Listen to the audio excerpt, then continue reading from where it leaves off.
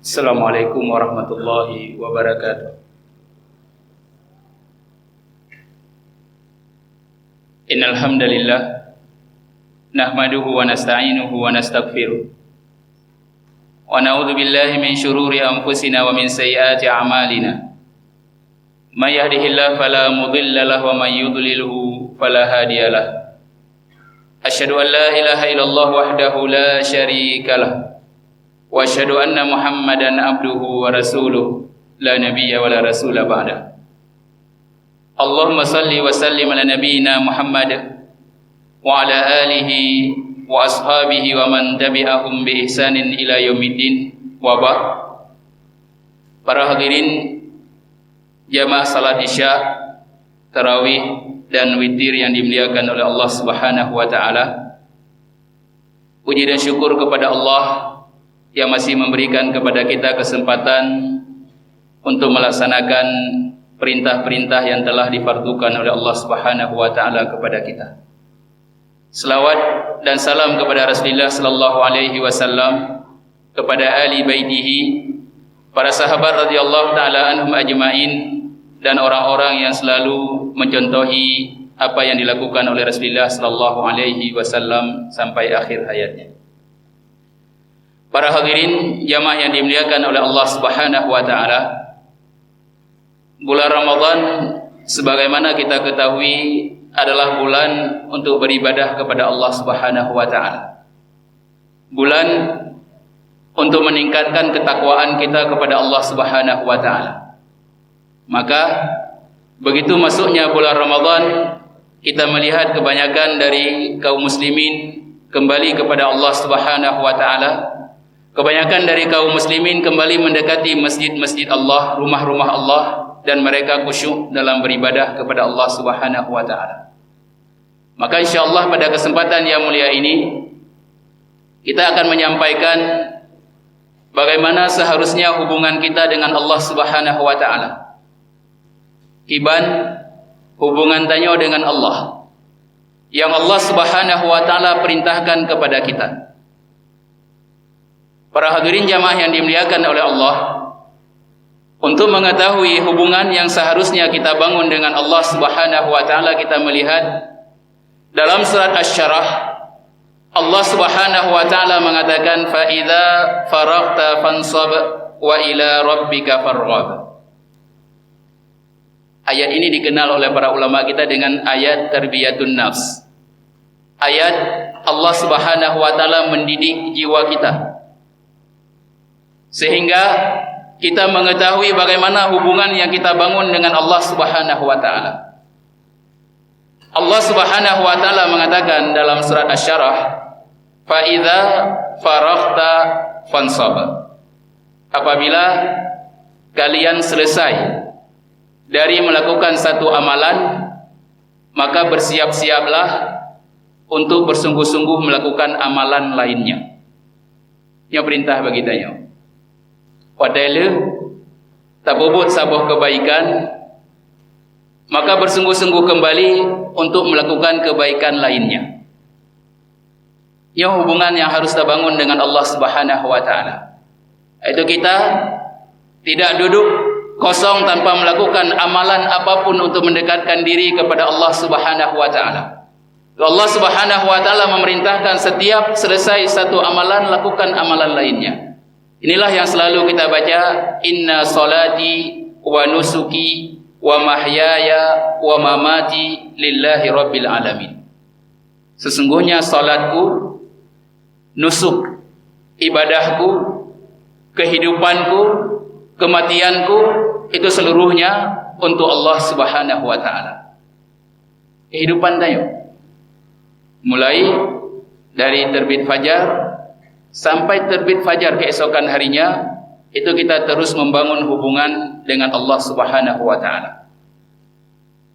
Maka para hadirin jamaah yang dimuliakan oleh Allah Subhanahu wa taala, Allah Subhanahu wa taala sangat melarang kita duduk dengan orang yang lalai. Itu mereka lupa kepada Allah Subhanahu wa taala. Allah mengatakan, wala tuti man aghfalna qalbahu an dzikrina wattaba'a hawah wa kana amruhu furta. Allah Subhanahu wa taala mengatakan, janganlah kalian taat ataupun mengikuti orang yang hatinya kami lalaikan dari berzikir kepada kami dan mereka mengikuti hawa nafsunya. Sesungguhnya mereka telah melampaui batas. Yang hanggebingan li Allah Subhanahu wa taala. Orang yang lalai dari duduk tanpa berzikir kepada Allah Subhanahu wa taala, tanpa melakukan amal kebaikan kepada Allah Subhanahu wa taala. Maka disebutkan oleh Abdullah ibni Mas'ud radhiyallahu taala anhu, beliau mengatakan, la amaktu an ara rajulan khalian la li akhiratihi wala li dunyah. Aku sangat membenci melihat seseorang yang duduk, dia tidak melakukan apa-apa. Duduk saja ke babeh wate. Ini sangat dibenci. Dia tidak melakukan apa-apa baik untuk kehidupan akhiratnya ataupun untuk kehidupan dunianya. Ini sangat dibenci oleh para sahabat radhiyallahu taala anhum ajmain. Dan ini juga kita dapati dari perkataan Abdullah ibni Umar radhiyallahu taala anhu. Maka para hadirin jamaah yang dimuliakan oleh Allah Subhanahu wa taala, agama kita, agama Islam itu sangat membenci menunda-nunda amalan, taswif. Bahkan apabila kita membaca kitab yang ditulis oleh Imam Al-Baghdadi, Iqtida'ul Ilmi Al-Amala, beliau membuat satu bab zam litaswif. Itu bab celaan bagi orang yang menunda-nunda amalan. Dan beliau menukilkan perkataan Hasan Al-Basri yang mengatakan, iyyaka wat taswif. Berhati-hatilah kalian dari menunda-nunda amalan. Fa innaka liyaumika wa laysa lighadika. Sesungguhnya kehidupanmu itu hanya untuk hari ini, bukan untuk besok. Dia bertanya orangnya. Orangnya bila Allah Subhanahu wa taala nyawa, orangnya tanya mantang mampu tak lakukan kebaikan, maka lakukan kebaikan. Jangan pernah menunda. Jangan sampai kita mengatakan nanti akan saya lakukan kebaikan. Ini sangat tercela. Bahkan Ubadah beliau menyebutkan, fa inni qara'tu min ba'dil kitabi, aku membaca beberapa kitab yang ditulis oleh para ulama, fa inna taswif min jundul iblis. Min junudil iblis. Sesungguhnya kalimat taswif nanti ataupun menunda-nunda itu adalah salah satu tentara dari tentara-tentara iblis. Yang dibelalai tanya supaya kita makin jauh dengan Allah Subhanahu wa taala dan kita lupa untuk melakukan ibadah kepada Allah Subhanahu wa taala. Maka dalam hadis Al-Bukhari disebutkan oleh Abdullah ibni Umar, beliau mengatakan, akhadha Rasulullah sallallahu alaihi wasallam yauman bimankibi. Suatu hari Rasulullah sallallahu alaihi wasallam memegang pundakku. Ditegur Abdullah ibni Umar. Beliau memegang pundaknya.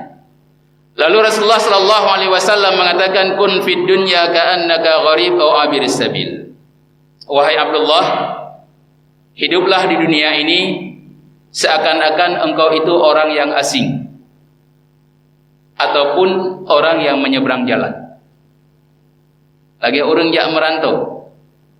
Berarti dia memahami bahwasanya kehidupan di dunia adalah kehidupan sementara. Mentanya tajak merantau ke sebuah tempat, tanya pasti akan tahu lambat tempat loh. Begitu juga orang yang menyeberang jalan. Dia akan menghabiskan waktu yang sebentar untuk menyeberang jalan. Mungkin dia ada mbak tengah jalan ke babih wate. Begitulah kehidupan kita di dunia ini, kehidupan yang sementara. Maka kefakihan Abdullah ibni Umar, beliau mengatakan, idza amsayta fala tantadhiris sabah wa idza asbahta fala tantadhiril masa.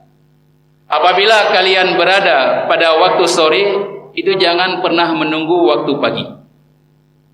Dan apabila kalian berada pada waktu pagi, jangan pernah menunggu waktu sore. Anggap itu tidak amalan. Tanya orang yang mendanggapi kehidupan Allah Subhanahu wa taala, baik tak tunda, takun bak 10 terakhir long akan long ibadah sungguh-sungguh kepada Allah Subhanahu wa taala. Itu belum tentu kita mendapati hari 10 akhir dari bulan Ramadan. Maka lakukan. Apapun yang mampu kita lakukan hari ini dari kebaikan-kebaikan kita lakukan. Abdullah ibni Umar mengatakan, khuz min sihhatika lima radhik wa min hayatika lima matik. Maka ambillah waktu sehatmu sebelum datang waktu sakitmu, dan ambillah kehidupanmu sebelum datang kematianmu. Yang betul-betul kita amalkan apa yang disebutkan oleh Abdullah ibni Umar radhiyallahu taala anhu. Orang yang benar-benar mempraktekkan, memanfaatkan waktu sehat. Waktu sehat, maunya betul-betul ibadah kepada Allah Subhanahu wa taala dengan rutin. Begitu datang waktu sakit, dia tidak beribadah kepada Allah, ditinggalkan ibadah sunnah kepada Allah. Allah Subhanahu wa taala tetap menulis untuknya kebaikan. Ya rahmat bila Allah katanya. Rasulullah sallallahu alaihi wasallam mengatakan, "Idza maridal abdu aw safara kataballahu lahu ma fa'alahu sahihul muqim." Apabila seorang hamba dalam keadaan sakit ataupun dia bersafar, berpergian, Allah Subhanahu wa taala tetap menulis kebaikan yang ia lakukan ketika dia sehat ataupun dia dalam keadaan mukim. Tetap betulis kebaikan bagi dia. Tetapi apabila kita rutin melakukan kebaikan tersebut dan kita tidak meninggalkannya kecuali pada waktu sakit ataupun dalam keadaan safar, maka para hadirin jamaah yang dimuliakan oleh Allah Subhanahu wa taala, Allah Subhanahu wa taala mengingatkan kita dalam ayat yang kita bacakan tadi untuk terus menjaga hubungan dengannya. Tidak pernah menunda-nunda amal kebaikan untuk kita lakukan pada hari esok. Para ulama kita mengatakan fadilah tidak menunda-nunda amalan itu cukup besar. Karena tidak ada seorang pun dari kita yang mengetahui kapan dia mati.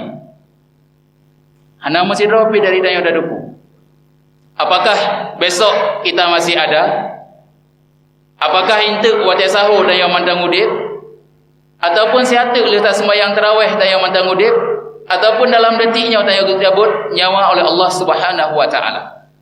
Maka ketika kita tidak menunda amalan, itu tidak akan membuat kita menyesal pada kehidupan akhirat. Kita baca ayat dalam Al-Quran, cukuplah Allah Subhanahu wa taala sebutkan menan gecok nyawa. Kalimat yang pertama kita ucapkan, lau akhartani ila ajalin qarib la asaddaka wa aku minas salihin. Sekalau seandainya aku ditunda sebentar saja, siat mentanggubi wadai Allah, maka di situ aku akan bersedekah dan beramal soleh. Menan ke bertambang dalam kubur. Kita juga kembali mengucapkan, seandainya aku dikembalikan ke dunia, maka aku akan beramal dengan amal soleh yang aku tidak lakukan dahulu ketika di dunia, yang kita tunda. Tetapi itu kalimat yang hanya kita ucapkan dan tidak diberikan oleh Allah Subhanahu wa taala. Maka para hadirin jamaah yang dimuliakan oleh Allah Subhanahu wa taala, ketika para salaf mereka mengatakan, aku dahulu sering duduk sendiri bertafakkur, seakan-akan aku sedang berada di dalam surga Allah Subhanahu wa taala. Aku memakan buah-buah surga, meminum air-air dari sungai surga, dan keesokan harinya aku duduk bertafakkur seakan-akan aku sedang berada di dalam neraka Allah Subhanahu wa taala. Aku memakan dari buah zakum yang ada dalam neraka dan meminum dari nanah-nanah ahli neraka. Kemudian aku katakan kepada diriku, apa yang engkau inginkan? Para hadirin jamaah yang dimuliakan oleh Allah, seandainya tanya dalam neraka tengah terasakan azab dari Allah Subhanahu wa taala, dan situ kita berpikir apa yang kita inginkan pada hari itu, maka mereka mengatakan, aku menginginkan kembali ke dunia untuk beramal soleh. Lalu beliau mengatakan, ha antal yauma fid dunya fa'mal solihah. Sekarang engkau masih berada di dunia, maka beramallah dengan amal soleh. Maka para hadirin jamaah yang dimuliakan oleh Allah, ini kesempatan bagi kita bulan Ramadan, di bulan yang Allah Subhanahu wa taala lipat gandakan kebaikan untuk kita. Jangan pernah kita menunda-nunda amal kebaikan di dalamnya, karena nanti ketika Allah Subhanahu wa taala mengambil nyawa kita, di situ kita akan menyesal dan ingin kembali ke dunia untuk beramal soleh. Nakhtim bi doa kafaratil majlis. Subhanakallahumma bihamdik, asyhadu an la ilaha illa anta, astaghfiruka wa atubu ilaik. Assalamualaikum warahmatullahi wabarakatuh.